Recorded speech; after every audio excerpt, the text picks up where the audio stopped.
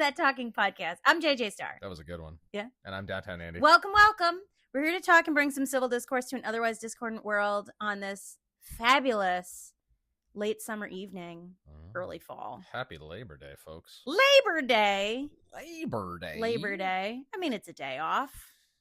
It's supposed to be a day off for everybody, I think, but it's not. Nah. Many a Labor Day have I been a slave to corporate entities. Same. But Labor Day always meant one thing to me, and we're going to get to that soon. Maybe we should look up a documentary on Labor Day like we did with Halloween to see how accurate it is. Well, they could tell us anything about it, and I think we'd believe it. We'd be like, oh, and I get it now. Because you don't have an extensive knowledge of... No, I certainly don't. Do you? He was here today. Oh, but how you doing? You doing good? When am I not exhausted? I don't know. I mean, like... But what? You good? Am I good? Yeah. I'm ready to record. Well, I guess as long as this fucking fly doesn't try to take my spot. Yeah, we have a thing this summer. We've been besieged by houseflies. I've killed one today. I've killed many and many and many and many. They must not have heard about the rules. Yeah, obviously. Well, let's get to them while this thing is still alive. 3 rules. Rules. Maybe it'll vacate the premises while during. Take this as a warning. We have 3 rules here for the sake of civility. No judgment, nothing personal, and don't be a dick. You hear that? Yeah, asshole flies. All of you. It's Labor Day. We are, at the time of recording this, it is Labor Day, which it's coming out tomorrow, so it's kind of still Labor Day. But Labor Day, when I was a kid, it's the end of summer. Yeah. Labor Day, because when I was a kid, we always went back to school the Wednesday after Labor Day. Oh, really? It is bizarre to me that schools around here go back to school before Labor Day. Oh, yeah. Because they get Labor Day off. Right. So who cares? So it's like they went back to school for 5 days to get a day off. Well, no, normally, as far as I can remember, it was always go back to school like the Wednesday before Labor Day, and you go for 3 days, and then you get Labor Day off, and then you go into full swing on Tuesday. But they went back to school on a Monday. Right. They went back to school last Monday. It was a fun day for me because I spent this past Monday in the emergency room. For anyone who goes back to watch last week's video, you might notice me wincing a lot. I ended up in the emergency room on Monday morning. Her ejection fracture was like depleting in real time. I don't know what's going on. I'm still in pain. I need to stop working. I tried not to work. I'm still peeling from rat's nest. Yeah. I tried so hard not to work and not to use my arm, but I have failed miserably. You were using that arm quite a bit. Wink, wink. Shut up. Yeah. I'm not even a lefty. But aside from that, no, I meant for the getting artwork done for the convention. No. But aside from not all at all, that might have been insinuating. When you were a kid, wasn't back to school like a thing? Oh yeah, like it was a big deal, especially in our family. Yeah. Like, but you got because your mom was a teacher. Yeah, your mom was a tutor and everything. But don't you remember getting those lists of everything you're gonna need for this year? I still have some of those lists because my mother never threw anything away. And I recently came across the welcome letter from my 1st and 2nd grade teacher. I remember when I got to middle school and those lists came out and it was you're going to want a 5-subject notebook. Folders, pencils. I'm like, I loathe the 5-subject notebook. I hate it. To this day, I hate it, but I hated it even more back then. There's still quite a few of them upstairs in the closet. I used to just tear the folders out of them and make one giant notebook. I used to love 5-subject notebooks. I fucking hate the 5-subject notebook because what happens, okay, you have a 5-subject notebook. You're using it for 5 subjects. Now, what happens when you fill one subject? I never filled any of those books. Ever. I took notes on everything. Day, I was such a nerd. I hated the 3-subject notebook because it wasn't enough. It's like, why pay for 3 when you can get 5? I wanted single notebooks for every class. What, like the black and white Mead, I wish I could have, but nobody wanted me to called? Use the composition notebooks. Yeah. Which but there's a stack of those upstairs. But nobody wanted you to use those except your creative writing or your English or your here's the whatever. thing: the multi-subject notebooks were ideal in college because I mean they didn't care what you used. Most of the kids were typing up their notes on their laptops anyway. But if I was taking, wow, we went to college at totally different times. But because it was optional. But like if I was in there handwriting my notes, I would go to one section for one class and then another section for another, and then it was all contained in one notebook. Because again, you still weren't filling up those books in the course of a semester. Yeah, and it was just it was better than lugging around multiple books if you didn't have to. See, I tended to take in college. I took my notes directly in the books because I was an English major, so it's mostly books, and and then I was a theater major, so it's mostly books and scripts and stuff. And I don't think I ever had the intention of ever selling a book back. See, I purposely waited at least 3 weeks for every class. This is college exclusively. Yeah. Purposely waited 3 weeks for every class. It was always the minimum to see whether or not the professor was actually going to use the book, because if they weren't, I wasn't going to buy it. And if I was going to buy it, once I finally got wise to this, I started going to eBay and buying cheap used versions of the previous editions because I get them dirt cheap versus buying them from the university where they were ridiculously expensive and they only give you like even the used ones, and they only give you like $6 back when you go to give it, because by the next semester they've already switched to the revised edition or the new edition. And I said, half of these professors don't even use them anyway. So especially when I'm taking notes based on what they're either writing on the board or what they're lecturing us on. So it's just like, okay, some of it's in the book, some of it's not. But again, since most of them aren't using the book, I'm not spending the money and I'm not cross-referencing the book if that's not where the source material is. See, it must have been the types of classes you were taking because again, like my classes were get this book. We're gonna read this book. See, not every one of my professors I didn't have a whole lot of textbooks. I had novels and and creative books and theory books and stuff. I didn't have and I had a lot of Norton anthologies. They had they would come out with the new edition every year or every semester, and it would have like one different section or one added section or something that was just like it's a new footnote. Yeah, exactly. So it's like what's the point? So you can charge students an arm and a leg for buying another book? Like going back to school in college was like nothing. It was just like when school started. It's more of the same. Because I didn't live at home, and it was just classes are starting. We radically jumped from like grade school to we really did. But what I was thinking, because I've been really excited about back to school time. You have? I've been very excited about it being back to school time. Why? Because it's the dawn of PSL season. First of all, ain't nothing wrong with it. Second of all, for anyone who needs a twist on their PSL, I had pumpkin put into my white mocha. Delish dalosh. Absolutely spantastic. But getting back to school, you're not gonna hit me, are you? What are you doing? I'm gonna throw the book at you. No, don't throw that book at me. It's so old. This is West's Business Law, the 10th edition.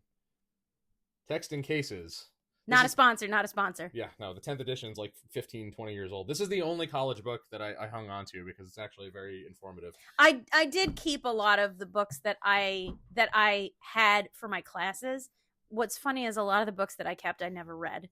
And probably to this day still have never read. See, my family had always they were for classes that I was always behind in. Particularly my mother was like, you should hold on to all your college books. You have yourself a little law library right there. And I did for a long time, and then I tried donating them and no one would take them. Yeah. I tried giving them away. Nobody wanted all of them, but some people took some of them. Yeah. And then eventually I just got rid of them because they were sitting around collecting dust, and I liked reading this one when I was using it. Yeah. And then at some point it made its way to Dad's. I don't know why, because he had a copy of his own.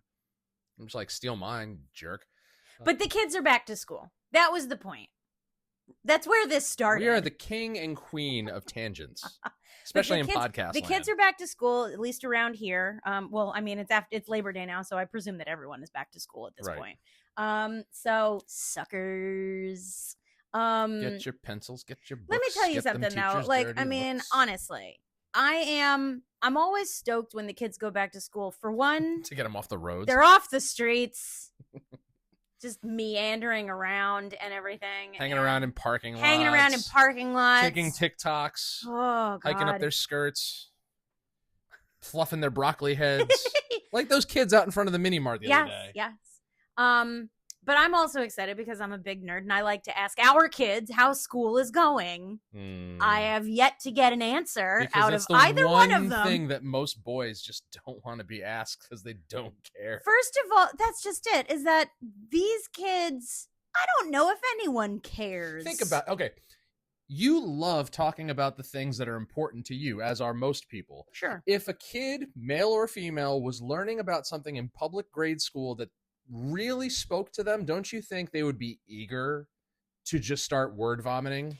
I'm not going to say no. I see where you're coming from. However, our school taxes took a big flying leap this year. Mm-hmm. I think I'd like to know that our kids are learning something. I would too. But again, if a kid is just being forced to learn the generics of grade school, like economics, world history, calculus, freaking like all that's like, again, if it's interesting to some, okay, that's great, that's one thing. But if it's the stuff you're just expected to learn, nobody's going to be enthusiastic about talking about. I'm not even asking anyone to be enthusiastic about it. I'm asking for an answer. Like, well, then you're asking the wrong I'm crowd. asking the wrong crowd, obviously, because in this house, when you ask the child, which child? Well, let's start with the little one. Okay. When you ask the small child, what did you learn in school this week? His answer is, I don't know. I say, you don't know? Well, it's the first Did you week. learn? No. Yeah, they're just getting acclimated now. This was all year, my love. And then it sort of... he is his father's son. It evolved into, I don't remember. Now that I have a problem with. That's that not is at the forefront of his mind. That is unfortunately where I have to blame the schools. Okay? I blame the schools for a lot of things, but in that one I have to blame the schools. Blame genetics. Okay, fine. I'll blame genetics from now on. This year, I'll blame genetics. This time, this year, blame his mother. When you and I were that age, right? Back to school was a thing. All right, he's on the cusp of 8, so second, third grade. Okay, right. Yeah. Well, he's in second. He's in second. Yep. He's in second. And you and I would have been in second grade at that same time. And that's just it. Unless you're Bobby Black. It was a thing, back to school shopping, not just for the supplies, but the clothes and the backpacks and the lunchbox and everything. Speaking of all that stuff, especially with the pictures. It was a big deal. The pictures that we were looking through earlier today highlighted some of my back to school choices in wardrobe back in not second grade. Well, your family did love to take pictures of you going to school. My mother documented anything and everything. My mother hung on to not only all of our clothes for all of our lives, but all of our schoolwork as well. When we moved out of that house, I dumped out decades worth of quizzes. I found John's 5th grade math tests today that somehow made their way to Dad's house. Did he do well? I don't remember. I'd like to think so. But it was a thing. I mean, is it a thing anymore? What? Going back to school. Yeah, they do it every year. No, I'm not. Bang Zoom. No, I mean the hoopla. I'm gonna walk you off a fucking plank in a minute. Is it a big deal anymore? Do you you're out and about in the world? Everyone has their back to school. Why? Because I'm a mailman? Well, you are out and about in the world. Yeah. Everyone has their back to school sales going on and everything, but I don't know. It doesn't seem like it's an event anymore. It's kind of like flying.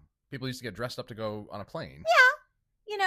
It's just one of those things that it feels like, the not even the enthusiasm of it, but sort of, I don't know. It was that was the time when you wanted the cool stuff, so the Trapper Keeper. You wanted the Trapper Keeper. You wanted the backpack and the lunchbox. You wanted the Skechers Ratchet Tech sneakers. Yes, and you wanted to get stuff that your friends had, and you wanted to get stuff to show off and everything. And the it's Osiris G bag. It just makes me wonder, what happened to that? Did it fall by the wayside? Well, I mean, we're also not children anymore, so I mean, we're not part of that world. We Do your kids give a shit? Do they give shit? Do your kids give a shit? Give a shit about what? About getting ready to go back to school. I'm sure they do. Do they? I mean, Henry was certainly excited about the the pencil box that was already waiting for him in his desk when he got there. The teacher supplied a pencil box? This one did. I guess our taxes paid for something. Something, God bless. Well, I mean, she could have done that out of her own pocket, too. No, the teacher did it. Yeah, teachers do buy supplies out of their own pockets. Okay, but their own pocket is supplied by our taxes. No, it's not. It's not? No, it's not. No, their own pocket's not supplied from our taxes? No. So where does their salary come from? It comes from the school district, but it doesn't Which is financed by our taxes. It does not come directly from taxes. It's not necessarily allocated specifically. Are you for sure? salaries. I mean, couldn't it be possible? It's not necessarily Can I get a word in? specifically Jeez. allocated for salaries. But could it be different based from town to town? Could be. Yeah, see? You don't know either. I'm sure it is. It's got to be in the budget somewhere. I mean, why else would they add so many millions of dollars? God willing to get the bus drivers to come to work every day. Now, if only they could get the mailmen to come to their job every day. Waka waka. Well. Back to school. You know, I distinctly remember it was sometime in my early to mid 20s when I finally started to lose interest in summer altogether. I'm like, fuck summer. In your early 20s? In my early 20s. Let's go straight. Like, I think I was still in college at the time. And it was just, let's go straight to fall. Let's go straight to back to school. You know, like, I don't need summer. I don't need the heat. I don't need, you know, I don't need the weather. I don't need everybody being out and about. I need consistency. I need normalcy. I need everything to just, you know, go straight into the next half of the year. I get that.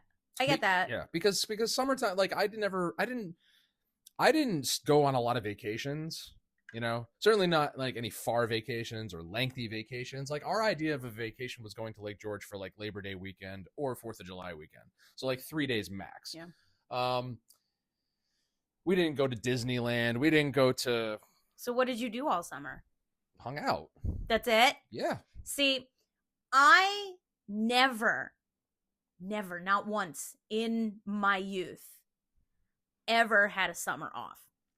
Because school ended, and then a week later, camp started. Yeah, see, we never went to camp. We went to day camp from the ages of 3 to 12 years old. And then at 13, we instinctively started working at said day camp and did that until we were 18. So my summers were booked out for me. Literally my entire youth, my entire adolescence and my youth. So like, and I hated it. I really, truly did. There was very little about summer camp and working at summer camp that I enjoyed at all. I was not good at swimming. I was not good at sports. I was not good in the heat. I was afraid of bees. I was afraid of spiders. I'm like, I don't want to do this. Like, why did you? Because I didn't have a choice. Because my parents worked. We had to go somewhere. You always have a choice. No, we didn't have a choice. We weren't given the choice. I think at some point when we were like, when Amanda may have been like 14 or something and I was on the cusp of like not going to camp anymore, I think my mom was like, I tell you what, you only have to go 4 days a week. You know your parents are going to have something to say about this. Yeah, go ahead. Fight me. I look forward to that. But like, I think there was a year or two where it was like, okay, you only have to go 4 days a week. And it's like, well, thank God. But like, I hated it. I really did. And I dreaded it. I absolutely dreaded it. And it was this weird regimented schedule that it was like, you're going to get there. You have free play on the playground, or you can sit and do nothing until 9 o'clock, at which point every like 15 to 25 minutes of the day was blocked out for your group goes to this area of the grounds. And I mean, it was just in this woman's backyard and a nursery school building. That was the grounds and her pool. So it was like, this is when you have lunch. This is when your group can be on the playground. This is when your group can be in the building and everything. And it was just like, it was absolutely a dread to me because I was just like, I don't want to do this. I'd rather go back to school. I would really rather go back to school where it's just like, there were no sit summer there programs. And learn something. There was no like summer theater, no summer like activities, no school sanctioned functions. there was like I went one year, I think when I was maybe like 11. I went to basketball camp for the last week of camp, and I faked being sick because everyone made fun of me, so I didn't want to be there anymore either. Let me tell you something. The summer after my freshman year, I had to do summer math and maybe something else, but I definitely had to do summer math, and I also did summer theater that summer. But that one summer of summer school was enough for me to be like, yeah, I'm not coming back to this crap. So I'm going to make sure I do well. And I certainly did. Yeah. It helped that from that point on, I had teachers I actually liked. But like summer vacation for me was the only bit of independence I actually had. Like my parents, the calendar didn't stop for them. They had to work, and fortunately for me, my mother worked at home. Yeah. But their take was basically just don't do anything stupid or illegal and be home when the streetlights come on. Oh yeah, I mean, like the weekends, and I mean, we would get picked up from camp anywhere between like 3 and 4. So it's like, we had the evenings and stuff. No, so it's like, we would take empty soda bottles, fill them with water, put them in our backpacks, ride up to the trails behind the house, bring shovels, start digging dirt jumps for the bikes, and then when we weren't doing that, we were out in the street skateboarding. Nice. And sometimes we get into mischief, but like, I distinctly remember dreading August 1st every year. Always dreaded August 1st because that meant that summer was half over. And I hated the thought of that. It's like a month has gone by already. Yeah. And there's only a month left. I have to make this count. And in later years, I certainly did. I for the same reason, what I was saying about camp, I was always excited because when August came, it was like, it's almost over. Like by the time I got to college, it's fucking almost over. Thank God. It was 2010, and I had signed up for a bunch of summer classes. Like I want to kill as much time as I possibly. I wasn't going to graduate early, but it's like I need to make up for lost time. Yeah. So I filled my summer with classes that summer, and I had somehow wound up with all of August off. And so in a matter of 3 days, I said to myself, "I'm driving cross country." And that's when was this? 2010. Yeah. I was 22.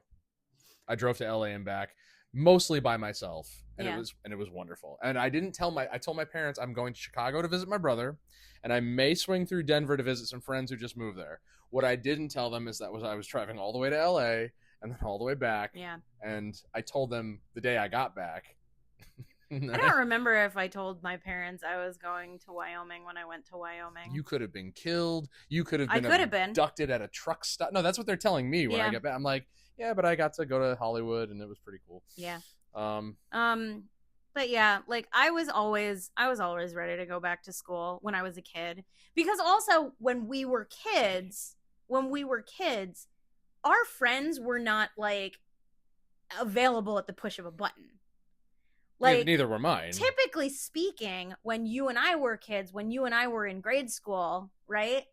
If we wanted to see our friends, like we only saw like a few friends, I think, during the summer. We saw them as often as we could, but we didn't see them all the time. Like when you went to school, you saw them every day. Every day, yeah. And you could go harder and you could go home with them and everything like that on the bus, and you could, hang out and everything like that. But it's like, school ended and you didn't see most of those people for a couple of months. Here's a question for you. How many people from back then do you still talk to?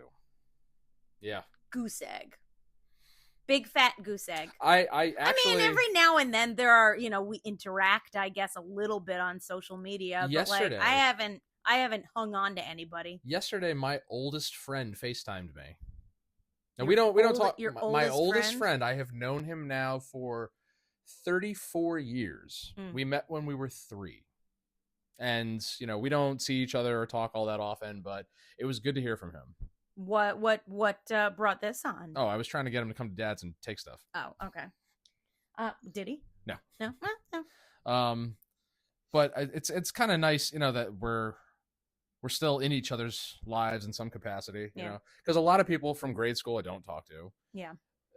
Still don't even really talk to many people, if at all, from high school. Same. I mean, for me, most of those people were the same. Yeah. Although there are a few people that I remember going to elementary school with that I wonder, like, what happened to them? Like I came across my 4th grade class picture today, and I'm standing next to one of the guys that I still kind of, every so often keep in touch with. Yeah. And I sent him the picture, and I'm just like, hey, remember? He's like, oh, I'm so glad you still have that. Yep, my mother never threw anything out. It's nice, plus my 20-year anniversary is coming up. My 20-year class. Are we gonna go? I don't know, because I don't know. Like, we're all part of a Facebook group, but I don't think anything's been set in stone yet. I don't know. Like, I think maybe that takes a little bit of the fun. I don't think that's actually the right word. 20 years would be this June. This coming June. I don't think it's the right word to call it fun, but maybe that does take some of the. Do an episode. We'll go see where they all are now. I don't know these people. That's the point. You just stick a microphone in their face. Who are you? Do you? But maybe that's something that takes some of the fun out of going back to school now, because these people can keep in touch with each other all the fucking time now. Like, anyone that you want to be in touch with now, like, you just you go ahead, you text them, you Snapchat, you do whatever and everything. Full honesty, it's like here. There is no hags kits. I never wanted to go back to school, because school, until I got older, it didn't pique my interest. I was forced to do things that meant nothing to me. I was forced to read books that I didn't find interesting. I was forced to solve equations and learn about, like, I think I've mentioned on previous podcasts that, like, when we go to the library and they let us take home books, I'd always go for the nonfiction, because I liked learning about real things. Sure. My parents love learning about real things, and they pass that on to me. But, the majority of grade school, and at least until I got to high school, was learning about stuff that I couldn't tell you now. And, people thought I was crazy for this. When I got to senior year, I filled up, like, senior year is supposed to be there. You get a bunch of free periods. You can leave early. You can come and go as you please. I filled up my class schedule because I purposely signed up for all the classes that I either couldn't take previously because I was too young or didn't get to fast enough. Oh, see, I took a bunch of classes that I didn't want to have to take in college.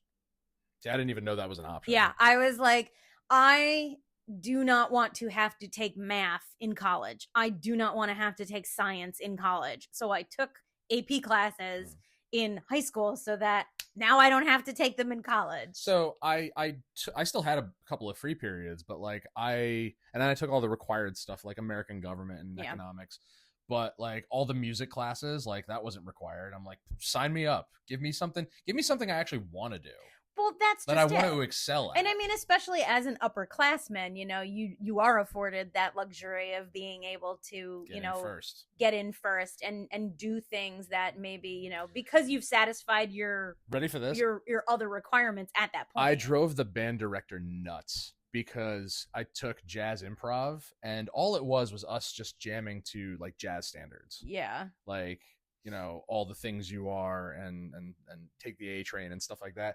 And what I did was, because I play a multitude of instruments, I would pick a different one every single day. So you've got 10 guys in there that are playing the same things every day, and I'm swapping from bass to piano to guitar to drums to whatever's available to me. Yeah. And he's like, listen, you fucking asshole, you got to pick something and stick with it for the midterm and the final. And I'm like, all right, fine. But that was a lot of fun. I miss the thrill that came with getting ready to go back to school.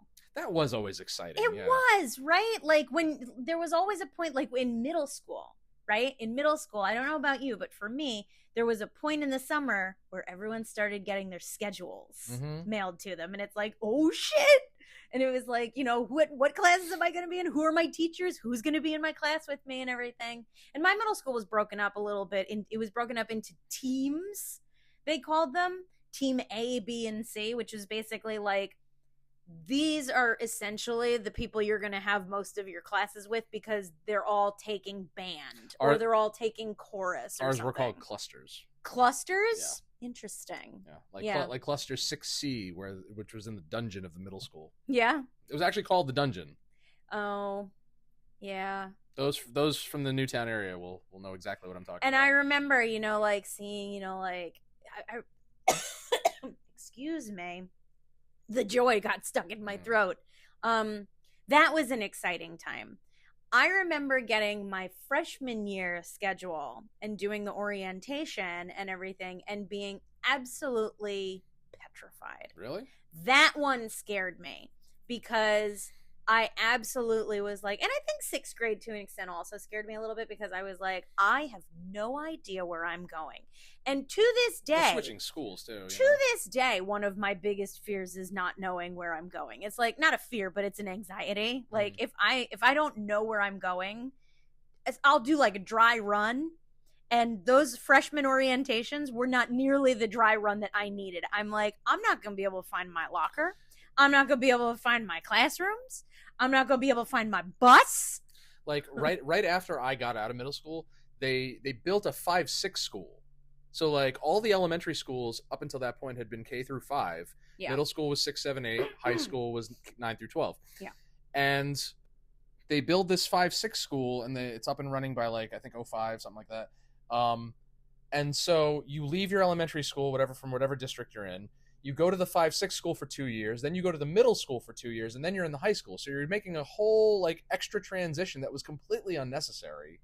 But you have this entire like building, and which is part of the Fairfield Hills campus, to go to for just 2 grades. But how many schools? How many elementary schools? There were 4. So 4 fourth grade classes go to one building, one fifth grade, yeah, and then that whole 5th grade moves up to the 6th grade, and then goes to another building for 7th and 8th. And here's the thing: my graduating class in 2006 was just shy of 400. Mine was over 400. You know, but like I'm kind of foggy on it right now, but I could probably liken it to like what I would see at WestCon when I was there. Because at WestCon, even to this day, there's a lot of classrooms and buildings on the campuses that don't get used regularly. So, like, I'm sure in the town budget, they're just like, oh, you know, we need more space for these kids, you know, and these incoming populations and blah, blah, blah. And it's like, why don't you actually take account and stock of what you're, you know, letting go to waste? I remember going back to visit my high school after I graduated.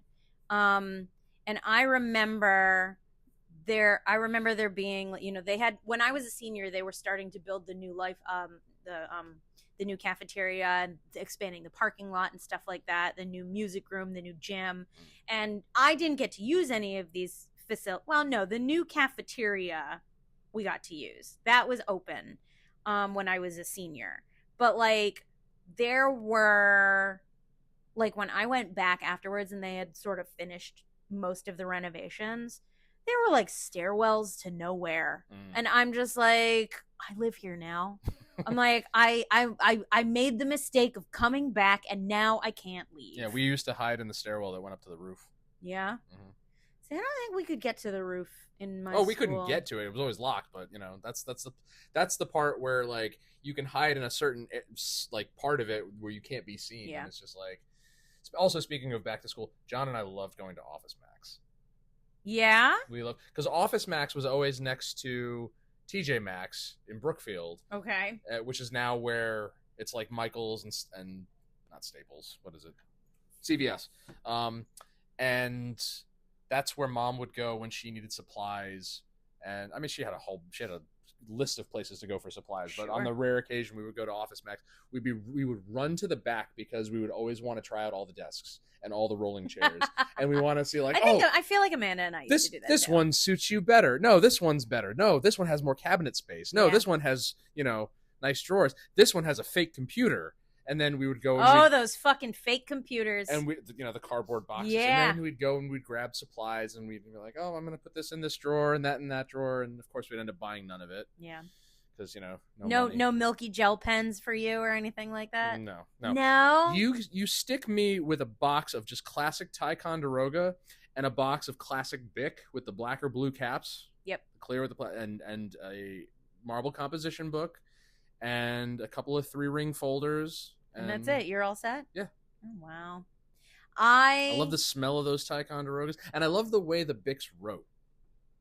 I have a whole box of them But here's the thing that pissed me off. Uh-oh. When I got to college, okay, at the beginning of every semester, I would buy myself a brand new pack of both and keep them in my backpack. And mind you, throughout the year, I probably wouldn't even finish going through a single pen. Sure. But somehow, the entire pack would disappear throughout the year. Mm-hmm. They're like candy. People love them.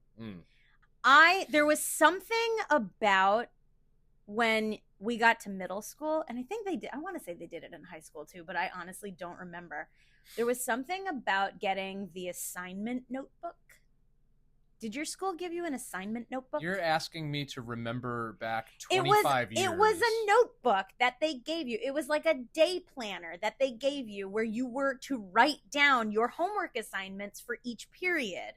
I want to say yes, but again, you're asking me to remember back 25 years. Something about it was just so satisfying.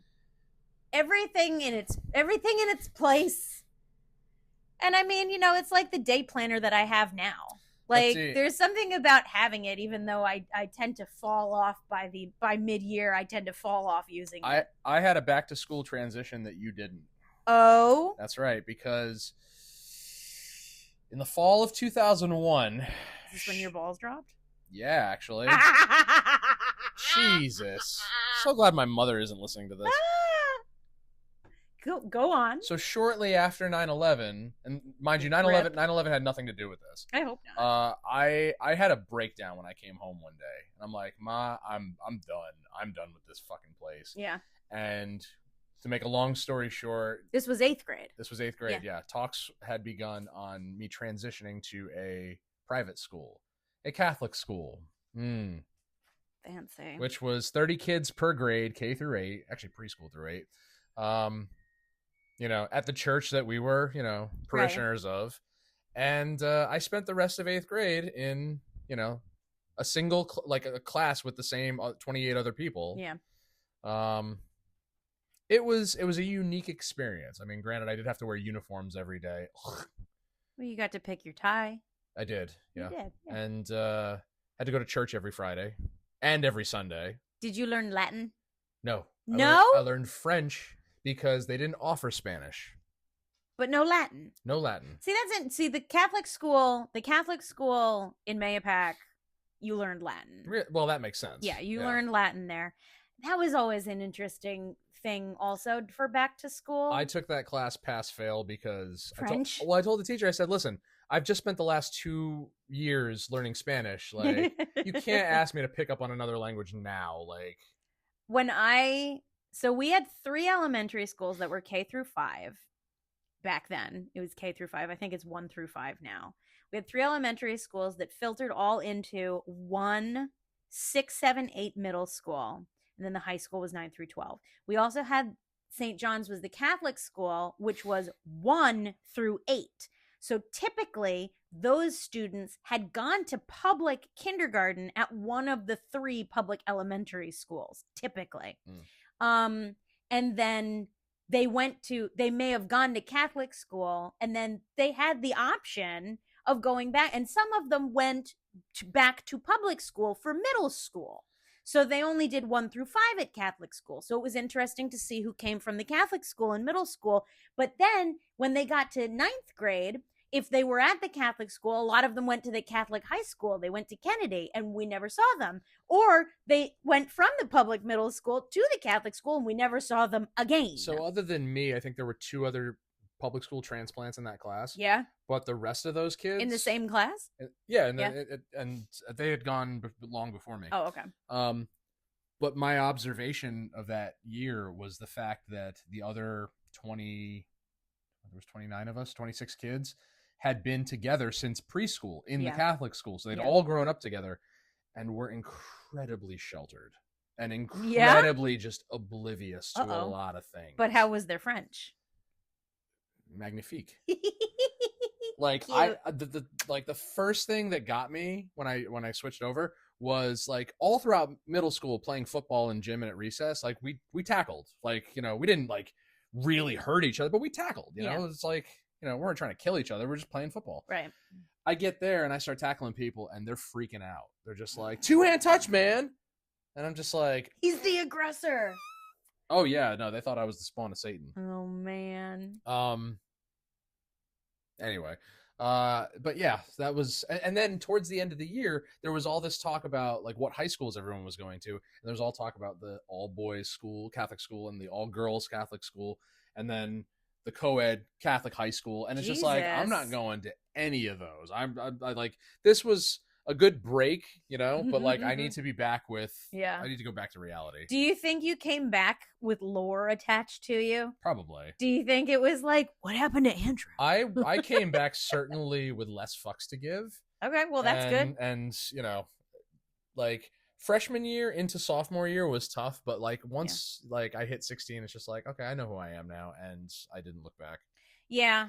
High school was fine for me. High school was fine because that's when everybody split up into their cliques, and Yeah, and I mean it was basically the people, it's like the people that you did everything with at that point. But I just remember I wish something in our adult lives held the type of ceremony that going back to school used to hold. Like, I can't think of anything as an adult that really holds the same sort of regard, like you prepare for it so much. Well, I mean, that's kind of you with these conventions. Well, I guess, yeah, it's around the same time, which is around the back to school time. I guess, yeah. But it's, I mean, yeah. I mean, we also are parents, and we have to get the kids ready to go back to school and get ready to go to all the band competitions and all the band related events. And home show is coming up, and got to sit there and watch everybody freeze their nuts off. Yeah. While the mayor continues to dodge you for that money he owes you. Fucker. Go away. Do you need to take that? I should, but it can wait. I'll get back to him. But yeah, no, I get what you're saying. But like there's nothing that really holds the same sort of degree of excitement or, again, I don't want to say fun. It's not the fun of it, but it's like it was such a to-do. It was such a to-do because it was like, okay, we have so much time to get ready. There are a list of things you need to have with you. You need to get ready for it. This meant all kinds of things, like buying new clothes, new shoes. Do you need a new backpack? You need all of your school supplies. You need to know what time your bus is coming. You need to know where the bus stop is. You need to know what number bus it is for the end of, like all of these things that you sort of like, you got ready for. Even though his mother is largely responsible for this sort of thing, we could still have a hand in that with the kids. It's not the same. We're not going. I mean, it's a means of holding on to that, nostalgia. But I would rather have it as an adult. I would rather have it on our level. What's something that you and I could attach that kind of emphasis to? You need to go back to school. I feel like this is not the first time this week that you've told me to go back to school. No, it definally wasn't this week, but in years past, like that picture of you I took where you got your backpack and the lunchbox. Yeah. And yeah, I always look like I'm. I mean, hey, listen, if my dad went and got his master's when I was like 3 years old, and by then he was already pushing 50. Listen, I have been to so many schools. I mean, okay, so we had what? We had elementary school. I had middle school, high school. I had 2 colleges. I had 2. Why'd you brag about it? I had 2 grad schools. I went to community college for a certificate program, and then I went to beauty school. And then the battery died. Okay. So, yeah, the battery's going to die. So I think I've been to enough Wait, school. Are you a beauty school dropout? I am, actually. Yes. Oh, I don't know. It just feels like one of those things that it's like, I feel like we should take this week and reconvene next week and try and figure out if we prepare for anything the way we used to prepare for going back to school. I mean, I'm going to prepare for work once we're, done with this episode. Yeah. I got to go finish my laundry. Yeah. And get something in my stomach. No, man, it's me, stomach.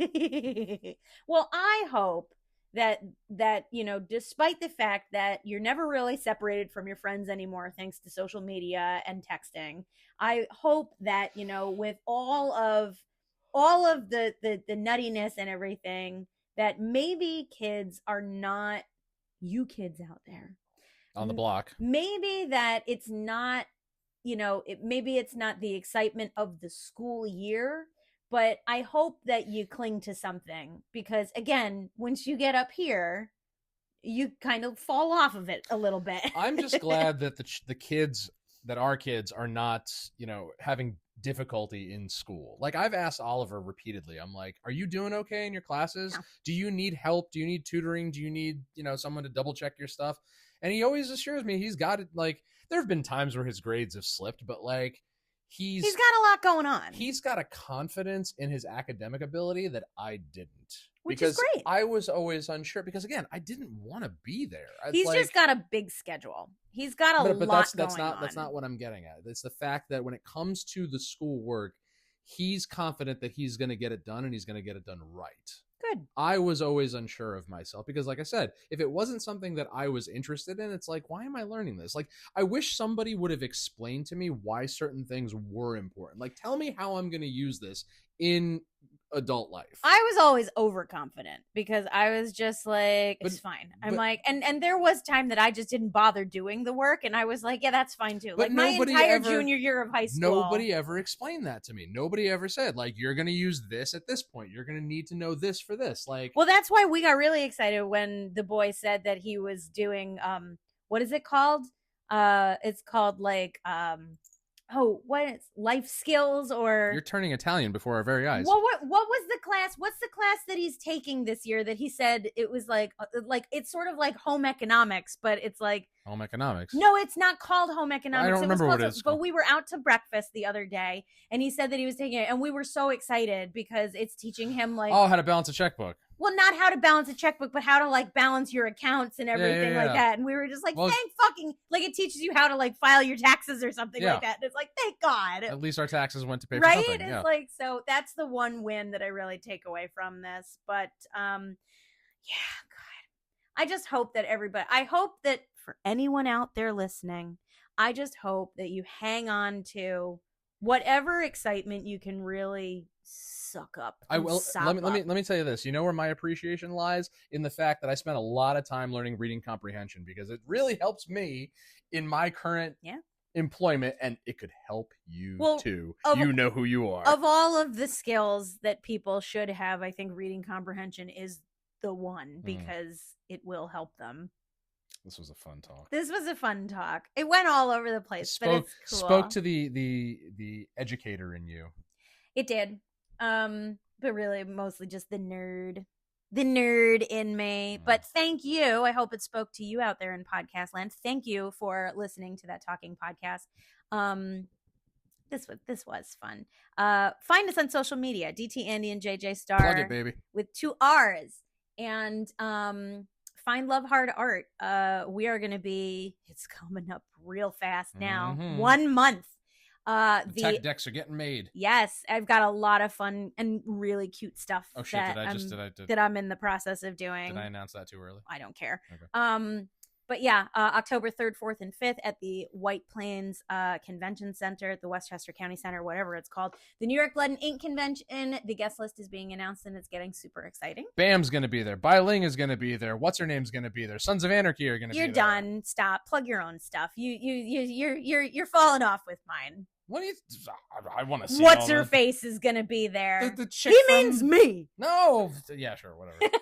The one you told me about today. Yeah, and there will be more. But most importantly, I'll be there. Come buy my shit. You've got stuff coming up. You've got a show this Friday at Bleachers Bar in Bristol. And then next week... Meet us at the pizza place. We'll meet you there and then we'll walk over. And then next week, next Friday, the 12th, you're going to be at Dead Language Brewing, yep. Right? With Tax Collectors and Harlots. Is that a Cabo wrestling show? I don't know if it's the wrestling show or the burlesque show. Either way, it's bound to be someone relatively naked. Exactly. Yeah. And then the following month, we're going to be back at Dead Language Brewing with the opposite of what I just said. It was. So one's a burlesque show, one is a wrestling and burlesque show. Yes. So go to both of them and you'll see naked people. And you can now, hallelujah, you can now visit our website. I think now you can. If not now, soon. If not soon, when? But you can visit our website. It is now ttppodcast.com. Hallelujah. And we've got so much cool stuff in the works, but thank you for listening to this one and making us a part of your week. And are you gonna hit me? No. Oh God. And that is a full lid from the three of us at That Talking Podcast. I'm JJ Star. And I'm Downtown Andy. We'll talk to you later.